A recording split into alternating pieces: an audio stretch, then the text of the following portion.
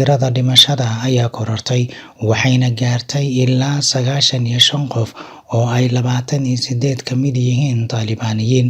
Qodobkan oo faahfaahsan waxaad maqli doontaan qadar yar kadib. bismillaahir rahmaanir rahiim. assalaamu calaykum waraxmatullaahi wabarakaatuh. kulanti wacan oo wanaagsan daawadayaasha qiimaha iyo qadarinta naga mudan. halkani waa channelka Bisla TV oo aad kala socon doontaan warar sugan, warbixino xasaasi iyo barnaamijyo aad u xiiso badan kuwaasi oo ay ka mid yihiin barnaamijka dhalinyarada, haweenka iyo arrimaha bulshada.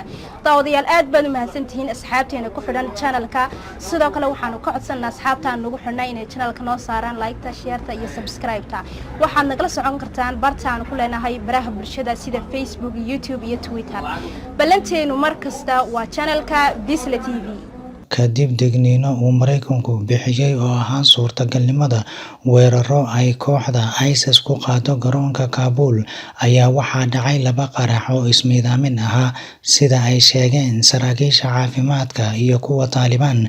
Tirada dhimashada ayaa korortay waxayna gaartay ilaa 95 qof oo ay 28 ka mid yihiin Taalibaaniyiin, halka 13 askari oo Mareykan ahi oo ka shaqeynaya garoonka ay dhinteen.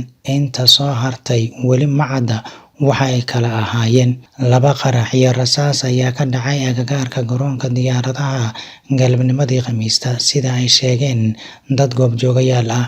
fiidiyow ay qaadeen saxafiyiin reer Afghanistan ayaa muujinaya xasuuqa iyadoo ay 10 meydadahi ay daadsanayeen kanaal ku yaala geeska garoonka. madaxweynaha Mareykanka John Biden ayaa Khamiistii wacad ku maray inuu dhammaystiri doono daadgureynta muwaadiniinta Mareykanka iyo kuwa kale ee ka yimid Afghanistan inkastoo uu dhacay weerarkii ismiidaaminta ahaa ee dhimashada lahaa ee ka dhacay garoonka diyaaradaha ee Kaabul.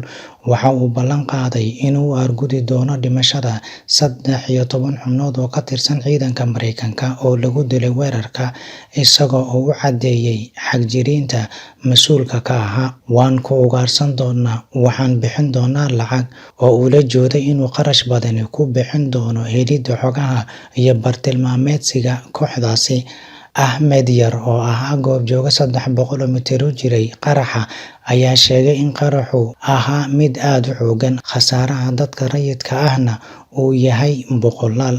waxaan u orday inaan caawiyo dadka ku dhaawacmay qaraxa, laakiin waan u dhowaan waayay. dhammaantood waxay ku jireen meel dhiiga ama barkad dhiiga oo kale, ayuu u sheegay warbaahinta laga leeyahay dalka Turkiga ee TRT World. Taliban ayaa cambaaraysay qaraxyadii dadka badani ay ku dhinteen, iyagoo ay sheegay in ciidamada Mareykanka ay mas'uul ka ahaayeen ammaanka in ka badan 95,000 oo Afghaanistaaniyiin iyo ajaanib isugu jiro ayaa ka qaxay wadanka Afghanistan iyagoo oo maraya hawada sare ee Mareykanku hogaaminayo tan iyo markii dhaqdhaqaaqa mayalka adag ee Taliban ay la wareegeen talada wadanka.